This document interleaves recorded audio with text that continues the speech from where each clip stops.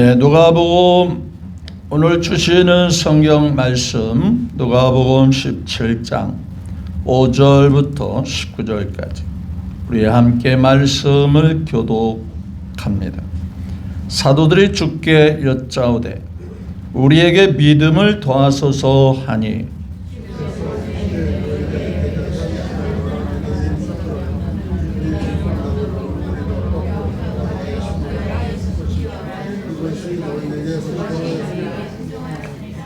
너희 중 누구에게 밭을 갈거나 양을 치거나 하는 종이 있어 밭에서 돌아오면 그더러 곧 와 앉아서 먹으라 말할 자가 있느냐?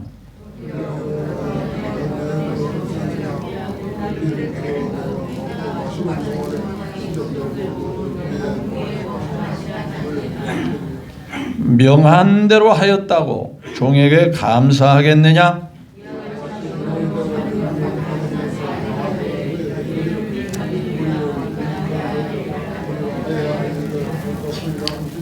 예수께서 예루살렘으로 가실 때에 사마리아와 갈릴리 사이로 지나가시다가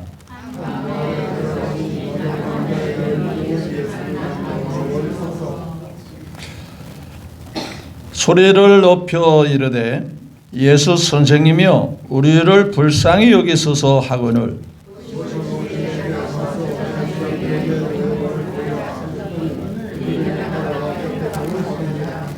그 중에 한 사람이 자기가 낳은 것을 보고 큰 소리로 하나님께 영광을 돌리며 돌아와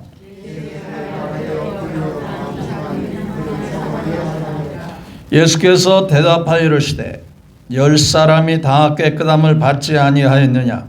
그 9은 어디 있느냐?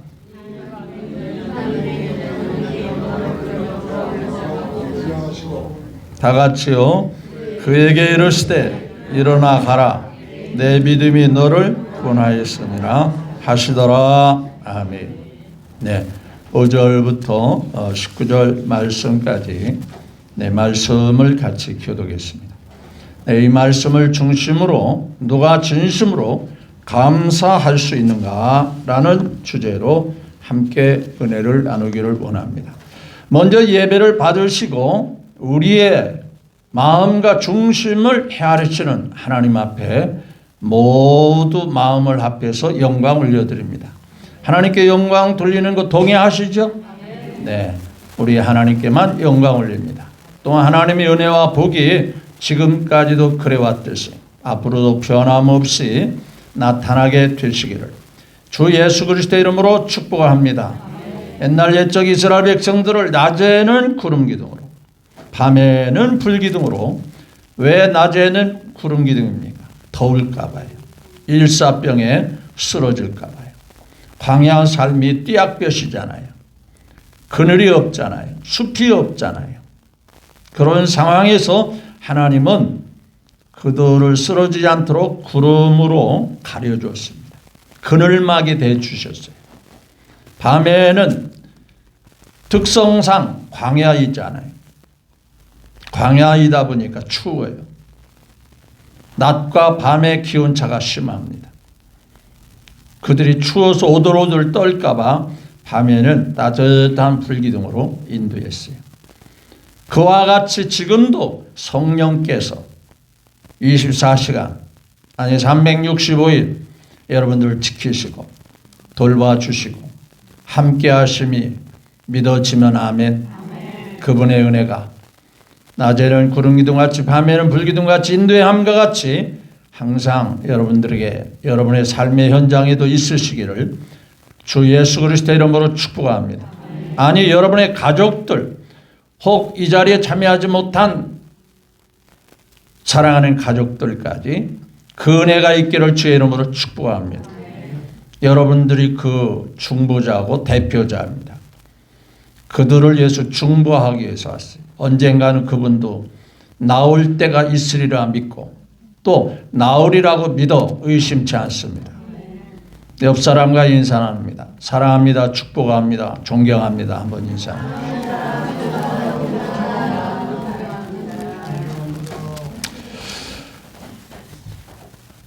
예수님이 이 시간에 예배를 받으시고 우리에게 은혜를 주심을 믿으시면 아멘. 우리가 우리끼리 모여서 잠시 목사님 말씀 듣고 설교 듣고 그러고 가면 아무런 의미가 없어요. 이 시간에는 요셉이 고백했죠. 하나님 앞에서 예배드리는 거예요. 하나님이 우리 예배를 받으시고 쳐다보시고 기억하시는 거예요. 그런 차원에서 늘 했듯이 예수는 나의 왕이요 우리 왕이요 한번 찬송 올려드립니다. 예수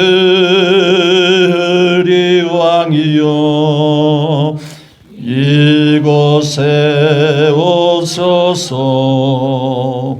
우리가 왕께 드리는 영광을 받아 주소서. 우리는 주님의 백성 주님은 우리 왕이라 왕이신 예수님 오소서. 좌정하사 다스리소서. 2절 다시 한번 예수 우리 주시여 이곳에 오소서. 우리가 주께 드리는 찬양을 받아 주소서. 우리는 주님의 종들 주님은 우리 주시라. 주 대신 예수님 오소서. 이 찬양을 받아 주소서. 네, 시간에 거듭 주님이 함께 계심이 믿어지면 아멘. 예배를 받으시고 우리에게 큰 은혜와 복이 다시 한번 일주일 동안 넉넉히 삶을 살아갈 수 있도록, 아니 때마다 일마다 돕는 은혜가 여러분에게 계속 있으시기를 예수 그리스도 이름으로 축복합니다. 오늘 본문 말씀에 보면 제자들이 이렇게 말합니다. 우리에게 뭘 더해달라고요? 네. 자, 5절을 같이 봅니다. 시작. 사도들이 주께 여짜오되 우리에게 뭘 더해주세요? 돈을 더해달라고 그랬죠? 네, 사업을 확장시켜달라고 그랬죠? 예수님에게 온 목적이 뭐예요? 여기 보니까 믿음을 더해주시오. 따지고 보면 교회에서 가장 많이 듣는 말이 믿음이라는 말이죠. 믿음의 조상, 믿음이 있어야 된다. 믿음으로 해결된다. 믿음이 충만하기를 원한다. 늘 듣던 것이, 듣던 말 중에 하나가 믿음에 대한 말이죠. 믿음이 있어야 하나님이 역사하신다. 또 내 믿음대로라 되라. 우리가 믿음이 있으면 하나님이 일하신다. 근데 문제는 믿음이 모든 사람에게 다 한결같이 있을까 없을까요? 네, 똑같은 씨를 뿌려도 잘 자라는 곡식이 있고 더디 자라는 곡식이 있고 많이 자라는 곡식이 있고 조금 자라는 곡식이 있어요. 마찬가지로 사람마다 믿음이 제각각이죠. 그래서 4가지 믿음으로 구분할 수 있어요. 첫째는 믿는다고 하면서 지식뿐이고 이성적인 머리로 판단하는 그런 믿음을 가진 사람이 있어요. 그런 사람들은 알기는 기가 막히게 알아요. 자기는 지식이 있다고 생각해요. 그런데 마음이 냉랭합니다. 기쁨도 없고 행복도 없고 감사도 없고. 대개 신학자들이 지식만 있을 뿐이지 가슴은 싸늘합니다. 그래서 어떤 사람이 막 뜨겁게 열정적으로 믿으면 저 사람은 광적으로 믿는 사람이야.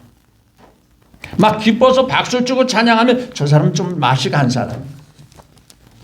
자신도 믿음은 있다고 하면서 머릿속으로 지식만 갖고 있는 거예요. 그런가 하면 두 번째로는 감정은 있는데 말씀을 몰라요. 왜 믿는지, 어떻게 믿는지를 잘 몰라요. 이런 사람들은 내가 죄사함 받았다, 내가 예수님 사랑받고 있다 막 좋아합니다. 기뻐하고 뜨겁게 찬송할 때 눈물도 흘리고 그래요. 그런데 이런 사람들은 어떤 어려움이나 조금 힘든 상황이 오면 이내 믿음이 팍 쓰러지는 사람이죠. 마치 타이어 뭐 빠지듯이, 바람 빠지듯이. 고무풍선 바람 빠지면 한순간에 왁으로 무너지죠. 그런가 하면 믿고 싶어도 믿어야 될 줄 아는데도 불구하고 안 믿어지는 사람이 있어요. 도대체 나도 믿고 싶어요. 목사님 나도 믿고 싶어요. 권사님 나도 정말 믿고 싶은데 왜 나는 안 믿어지죠? 답답하죠. 참 안타깝죠.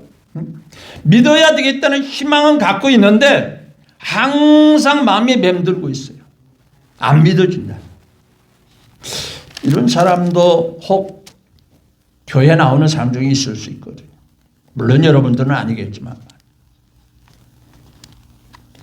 아멘 안 하는 거 보니까 혹이 있는 것 같아요.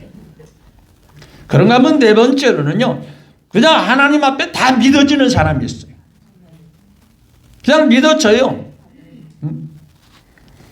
생각해 보면, 말씀 보면 의심스러운 것도 있을까 없을까? 말도 안 되는 것이 있어요. 아니 보리톱 5개와 물고기 2마리를 통해서 5,000명을 먹이고도 그것도 12바구니를 차고 넘치게 거두었다는 게 믿어져요? 무리를 걸었다고 하는 사실이, 혹 예수님은 걸었다고 칩시다. 베드로는 예수님은 하나님으로 이 땅에 오셨으니까 혹 걸었다고 칩시다. 근데 누구도 걸었대요?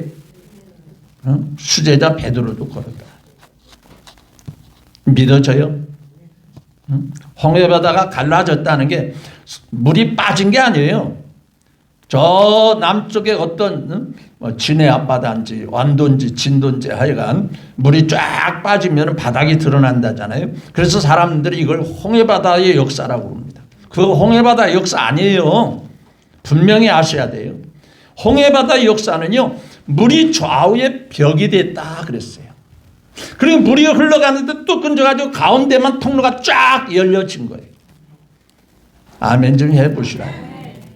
물이 다 빠져가지고 썰물이 돼가지고 물이 다 바닥이 난 게 아니고요. 여전히 물이 출렁거리는데 좌우에 딱 고체같이요. 딱 끊은 거예요. 벽같이. 그 가운데 이스라엘 백성들이 60만 대군 전부 합치면은요 200~300만 되는 이스라엘 백성을 쫙. 어떤 사람은 말이 됩니까? 말이 안 되니까 하나님 말씀이에요. 믿어주면 아멘. 하나님이 하니까 그게 가능한 거예요. 어떤 사람은 말이 안 돼. 어떻게 그게 사람들이 지나. 아마 물이 빠졌겠지. 그렇다면 그 뒤에 있는 말씀을 몰라서 하는 얘기. 그 뒤에 있는 말씀은 애국 군대는 이스라엘 백성들을 추격해서 끌고 오려고 하다가 그 홍해바다 갈라진 그곳을 통과하려다가 어떻게 됐어요? 물이 좌우로 딱 합쳐지니까 몰살당하고 말았어요. 물이 빠졌다면, 물이 바닥이 드러났다면 그럴 일이 없어야 되잖아요. 자, 등등 성경에는 믿을 수 없는 말씀이 수두룩합니다. 그런데 믿어지거든요. 자, 그러면 이런 믿음은 어디서 왔을까? 하나님이 주시는 믿음이에요. 하나님이 공급해 주시니까 믿어지는 거예요. 믿으시면 아멘. 그래서 성경은 믿음은 선물이다라고 말합니다. 믿음은 또한 은사로 주어지는 거다라고 말합니다. 사람이 그냥 믿어지는 게 아니거든요. 하나님의 은혜를 받으면 믿어지거든요. 대학교에서 교수가 학생들을 강의하다가 보니까 도저히 못 대먹었거든요. 말도 안 듣고요. 교수가 강의하는데 딴청이나 부리고 자기만 딴청 부리는 게 다른 학생들 방해가 되는. 그러니까 교수가 생각하기를 도대체 중고등 교육을 어떻게 받았길래 저렇게 아마 이 중고등부 교육이 문제야. 교육이 문제.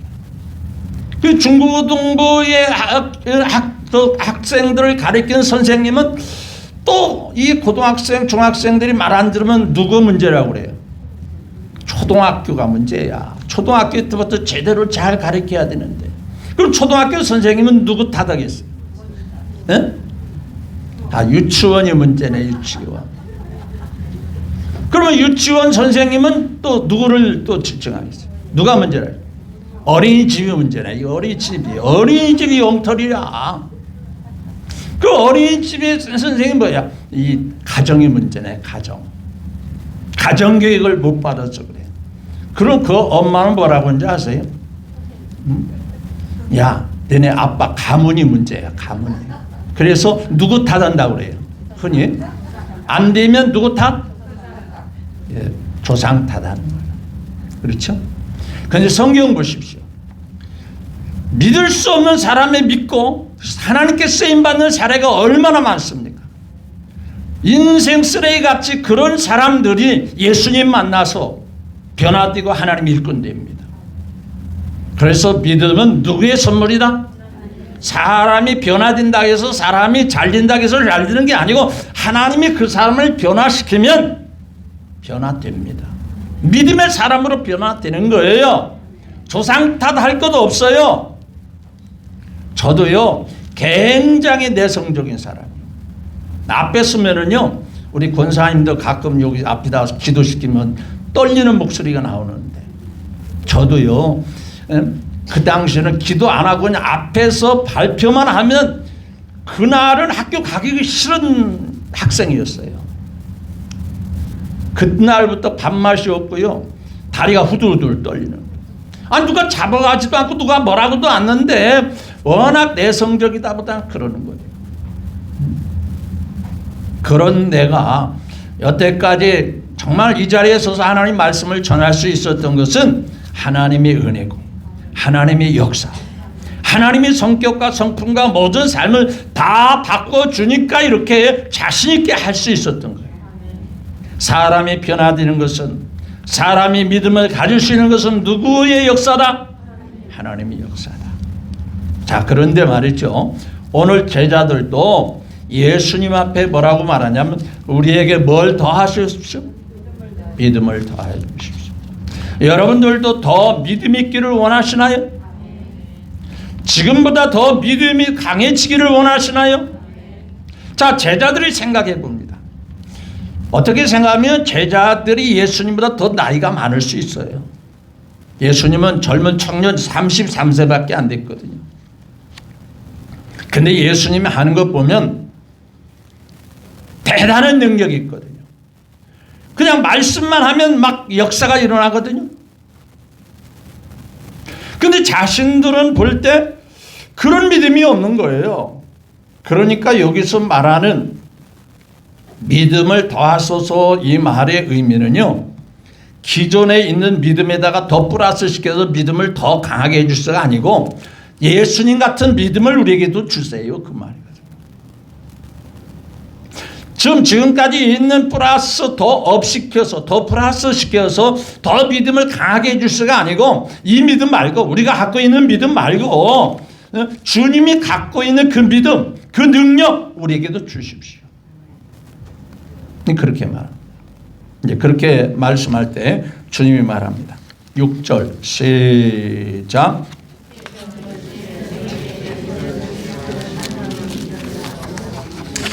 뽕나 볼려. 자 여기 보면은요, 겨자씨 하나 믿음만 있었다면 뭐라 했어요? 그러니까 믿음을 더해 달라는 게 아니라 있는 믿음을 뭐라 하겠죠? 사용할 줄 알아라, 그 말이거든요. 가끔 이제 운전을 못해가지고 운전하는 사람 부러워하는 사람이 있어요. 당신도 운전 좀 하세요. 면허증 없죠? 그랬더니 있어요. 어디 있는데요? 장롱 속에 있어요. 그런데 운전 면허증은 있는데 운전을 못해요. 오히려 운전 잘하는 사람 부러워해요. 왜 그럴까요? 이유가 있어요. 뭐죠? 하려고를 안 한 거예요. 면허증 따면서 계속 운전을 해야 되는데, 그럼 물어봅시다. 처음부터 잘하는 사람이 있을까요? 처음부터 잘해요? 하다 보면 익숙해지는 거죠. 노련해지는 거죠.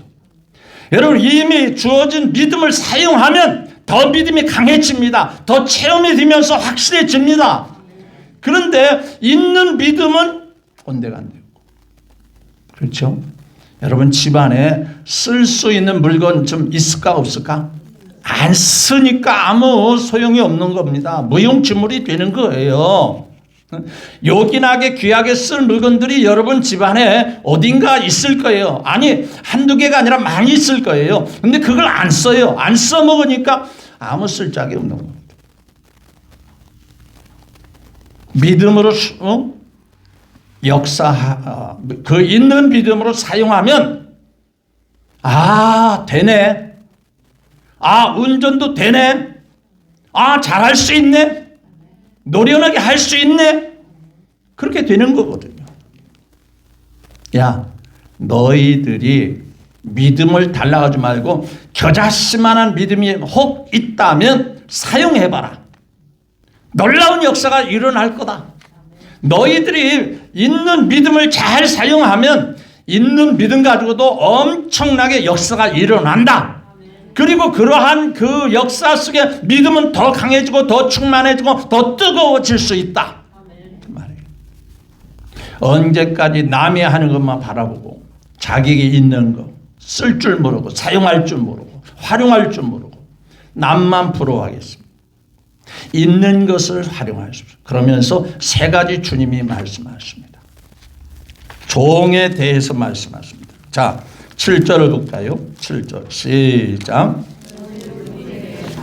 종을 누구에게나 밭을 가거나 양을 치가 하는 종이 있어서 밭에서 돌아오면 그더러 와 앉으라 먹으라 말할 자가 있느냐.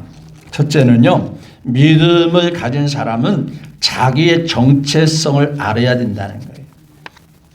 우리는 믿음으로 살아갈 목적이, 이유가 뭐예요? 누구를 위해서 살려고 하는 거예요?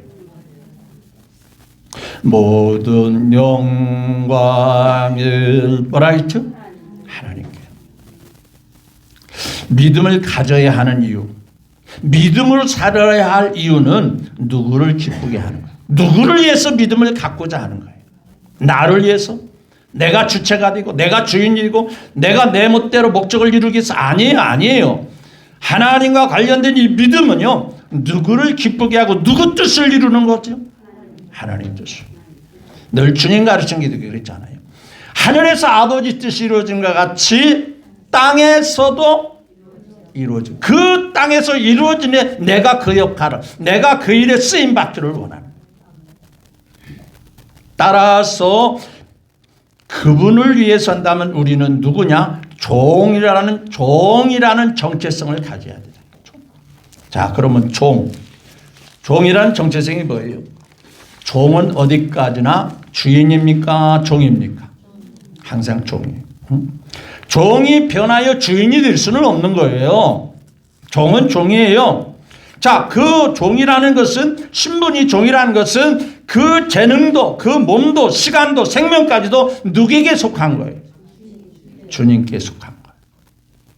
주인께 속한 거예요. 종은 그렇습니다. 주인의 소유물이에요.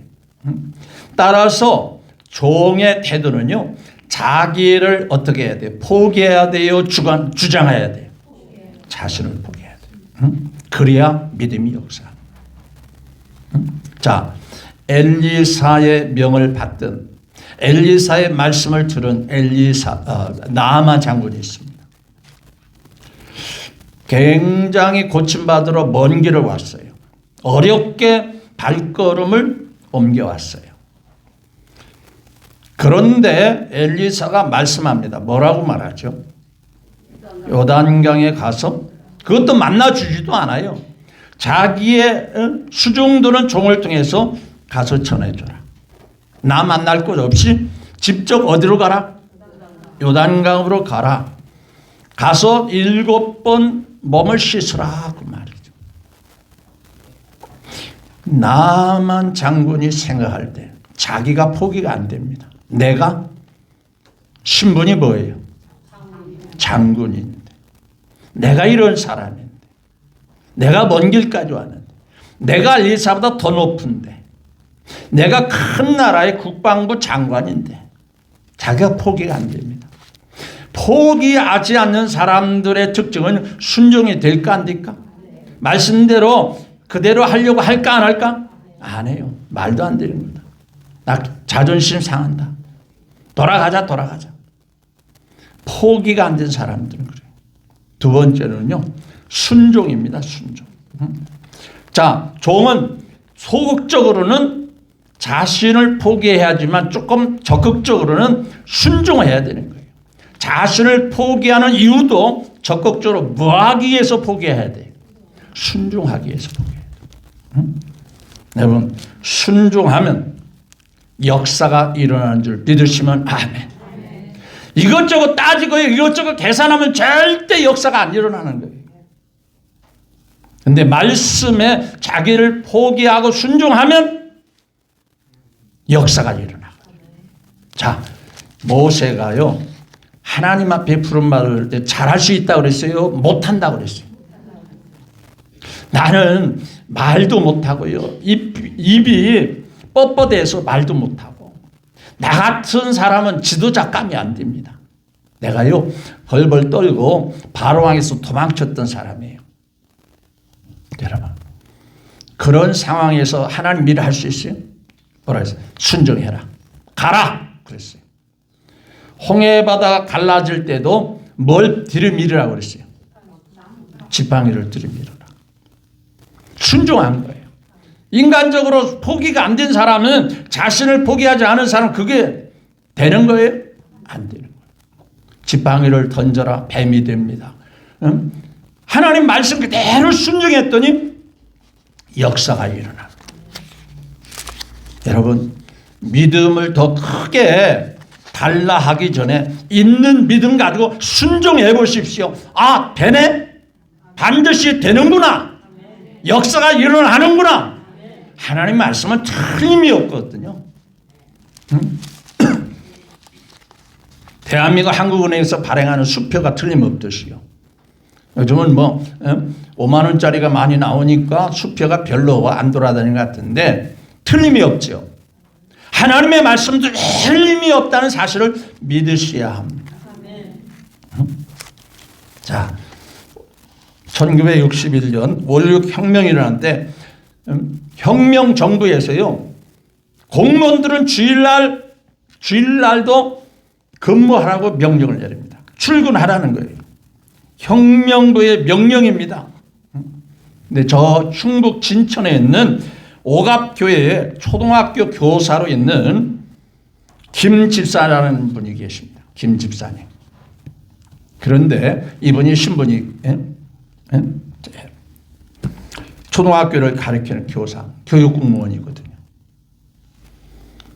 뭐 주일날 학생 안 나오잖아요. 그런데도 출근하라고 혁명 정부에서 명령 어기면 어떻게 된 줄 아세요? 옷 벗어야 돼요. 공무원 그만둬야 돼요. 그런데 이분이 생각하는 겁니다. 뭘 생각했냐면요. 누가 전화? 주일학교 학생들이 기다린다. 나는 평소에는 초등학교 교사지만은 교회 가서는 누구의 교사예요? 주일학교 교사예요. 주일학교 학생을 가르쳐야 돼. 그러니까 공무원 그만두는 한이 있더라도 하나님 앞에 믿음을 지켜야 돼. 사명을 감당해야 돼. 하나님 말씀에 순종해야 돼. 주일을 지킵니다. 출근 안 했어요. 주일날 교회 갔어요. 학생 가르쳤어요. 그렇게 믿음을 지키니까요, 오히려 당신 같은 믿음이 있는 사람을 우리는 더 인정하고 신뢰할 수 있다. 더 인정받았어요. 뿐만 아니라 이 김 집사님이 믿음 때문에 젊은 청년들이 도전을 받았어요. 야, 공무원이 자기의 옷을 벗는 한도 믿음을 지키는데 농촌에서 젊은 청년들이 주일날 농촌에서 지키기가 쉬울까 어려울까? 어려운 거예요.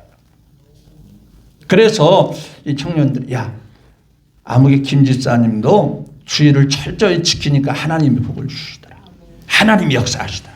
우리도 농번기에도 농촌에서 열악한 환경에서도 주일날만큼은 교회 가자. 주일을 지키자. 근데 문제는 농번기 막 모내기하고 추수할 때는요. 주일날도 해야 될까 안 해야 될까? 하루가 급하거든요. 그렇죠? 꾀를 털어야 되는데 또 별 얘기다. 하루만 그냥 지나가면서 꾀가 다 쏟아지거든요. 하루가 쏟아져. 하루가 참 중요하거든요. 자, 그래서 젊은 청년들이 이제 동네 이제 반을 이제 그 무슨 농협인가 뭔가 있잖아요. 품앗이 하는 거. 예? 뭐 장목반인가요? 뭐 이제 불신자들하고 이렇게 어울려서 우리 장목반에서 우리 집 일하면 다음에는 누구 일을 하겠습니다.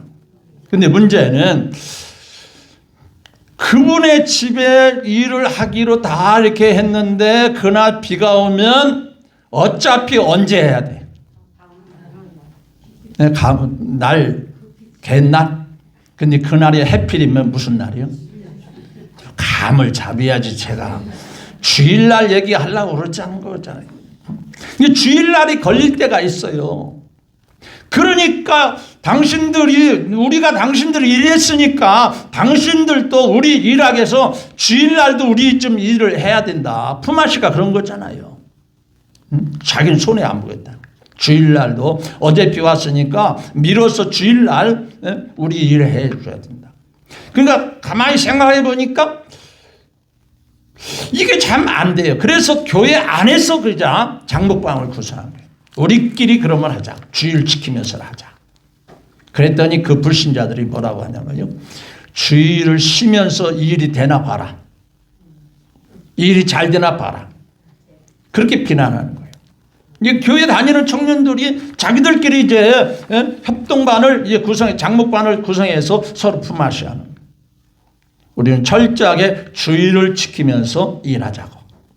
그랬더니 안 믿는 사람들이 야, 이 사람아, 농번기에 하루가 얼마나 귀한 줄 아느냐? 주일날 지키면서 농사가 제대로 질 것 같아. 그런데 놀라지 마십시오. 더 잘 됐습니다. 더 잘 됩니다. 그들이 추수 80% 할 때 이분들은 100% 완성했습니다. 그들이 잘 안 될 때 이들은 더 잘 됐습니다. 누가 도와줬을까요? 하나님이 도와주시고 하나님이 역사해 주시고 이게 믿음인 줄 믿으시기를 바랍니다. 이것저것 따지면 안 되는 거예요. 순종했더니 그대로 했더니 하나님이 역사가 일어나요. 운전 면허증을 가져서 처음에는 안 들어갔지만 했더니 되네. 되는구나. 내가 안 해서 안 된 거지. 해보니까 되네. 그렇게 되는 거예요. 믿으시면 아멘. 세 번째, 믿음을 사용할 때요. 대가를 바라지 마세요. 어차피 우리는요. 하나님 앞에 은혜 받은 자예요. 하나님이 기억하시면 족한 거예요. 자, 그럼 여기 보니까 뭐라 그랬어요? 자, 8절을 볼까요? 시작. 도리어 그대로 먹을 것을 준비하고 띠를 띠고 먹고 마시는 동안 수중 들고 너는 그 위에 먹고 마시라 하지 않겠느냐? 그렇게 했다 하더라도 그 주인이 시킨 대로 했다 하더라도 자 9절 시작. 명한 대로 하였다고 주인이 종에게 뭐예요? 너 고맙다 감사하다 하겠느냐? 오히려 종의 입장에서 9절에 10절에 시작. 이와 같이 너희도 명령을 받은 것을 다 한 후에 뭐라 했죠? 우리는 뭐예요? 무익한 종이라. 종이니까 종의 신분, 정체성을 갖고 있으니까 그래, 그 당연한 거지. 그러면서 뭐라 했죠? 우리가 해야 할 일을 뭐예요? 우리 식으로 표현하면 당연히 할 일을 뭐 했어요? 한 것입니다. 우리가 할 일, 내가 할 일 당연히 한 거예요. 알아주지 않아도 괜찮아요. 그게 종의 태도라 그런 말이에요. 여러분 믿음이 있는 사람들은요, 누가 인정하지 않아도 하는 거예요. 칭찬하지 않아도 하는 거예요. 믿으시면 아멘. 어떤 사람이 큰 교회에 있다가 작은 교회로 옮겼어요. 이유를 물었을 거 아니에요. 왜 옮겼습니까? 이거요, 우리 목사님이요, 길에서 저 만나면서 제가 인사를 했잖아요. 너무 반가워가지고. 그랬더니요, 어디 교회 다니시는 분이에요? 그 자기 교인인데, 권사님인데, 자기 교인의 이름도 모르고 자기 교인인 것도 알아요? 몰라요? 그 교회는요, 한 3, 4천 명 모이는 교회예요. 근데 그 3, 4천 명 모이는 그 성도들의 이름을 목사님 다 알까 모를까? 그런데 그게 서운한 거예요? 어쩌면 그게 뭐예요? 당연한 거지요. 근데 자기를 알아주지 않았다고 해서, 자기를 몰랐다고 해서 서운해가지고 옮긴다, 그건 믿음이 아니에요. 우리는 목사님 보고 교회 다니는 거 아니잖아요. 누구 바라보고 가는 거예요? 하나님 바라보고 가는 거예요. 믿으시면 아멘. 그런 것 때문에 누가 알아주지 않는다, 누가 마땅히 할 일을 했어요. 종의 모습이 이런 거예요. 하루 종일 밖에서 일하고 돌아온 다음에 또 주인을 시중 들어야 돼요. 이렇게 했으면 좀 칭찬 좀 해주세요. 안 해도 괜찮아요. 당연히 할 일 한 거예요. 그래서 오늘 본문 말씀에 우리는 일찍이 하나님께 큰 은혜를 받은 자예요. 여러분, 하나님의 은혜 속에 살아왔다고 믿으시면 아멘. 동일하게 여러분, 오늘 주부의 순서대로 했어요. 귀한 것일수록 다 공짜입니다. 공짜. 생각해 보면요, 너무 값어치가 세기 때문에 대가를 받을 수가 없어요. 햇빛이 없는데, 햇빛을 쬐이는데 빛 가운데 사는데 대가 지불을 해요? 너무 귀하니까 공짜입니다. 여러분, 지금까지 살아온 것, 찬송가 가사같이 이제껏 내가 산 것도 뭐예요? 주님의 은혜. 믿으시면 아멘. 지금까지 어떻게 살아왔던가, 그게 은혜. 뒤돌아보면 그게 은혜고. 믿으시죠? 살다 보면은요, 여러분, 말을 안 해서 그렇지 죽을 고비 한두 번씩은 다 넘겨왔어요. 저도 그랬고요. 다 순간순간 죽을 고비는 다 있었을 거예요. 근데 내가 지금 여기서 숨쉬고 살아있다는 자체가 하나님이 지켜주시고 돌봐주시고. 자, 그날 오늘 말씀해 보니까 10명의 나병 환자가 있습니다. 예수님이 동일하게 다 고쳐주셨어요. 그런데 유독하게 한 사람만이 고쳐주신 그분의 은혜를 아는 거예요. 기억하는 거예요. 그냥 지나칠 수가 없어요. 그래서 뒤돌아와가지고 주님 감사합니다. 그때 주님이 말씀해, 아니 괜찮아, 왜 뭐 별말을 다 하냐, 내가 당연히 고쳐줬으니까 그냥 가, 안 해도 돼, 그러지 않았어요. 9명은 뭐라 했죠? 어디 갔냐. 이 말의 의미는 뭐예요? 내가 은혜를 줬으면 그 은혜를 알았으면 좋겠다, 몰랐으면 좋겠다? 알았으면 좋겠다. 자, 다음 주가 1년을 뒤돌아보면서, 그렇죠, 지금은 어려움이 없지만은 예전에 추수 때를 얼마나 손꼽아 기다린 줄 아세요? 추수 들판만 보면 농부들의 마음이 흐뭇한 거예요. 그게 농사처가 많든 적든 간에 추수 때를 바라보면서 얼마나 흐뭇한지. 지금까지 애가 살아있다는 그 자체가, 살고 있다는 자체가, 지난 날, 지난 순간순간 하나님이 지켜주시고, 하나님이 인도해 주시고, 하나님이 사랑해 주셨고, 보듬어 주셨다. 그러면 주님 앞에 마음의 고백을, 표현의 고백을 해야 될까요? 안 해야 될까요? 9은 어디 갔냐? 내가 고쳐줬잖아. 내가 은혜를 줬잖아. 내가 그거 받으려고 하지만 네 입장에서는, 종의 입장에서는 당연히 주인한테 고맙고 감사한 마음은 표현해 드려야, 표현해 줘야 하지 않겠냐? 그게 주님의 마음이에요. 똑같은 은혜를 받아도 그것을 감사할 줄 알고 주님 앞에 표현해 드리는 사람이 있는가? 당연한 것으로 생각해서는 아니 되겠다는 얘기예요.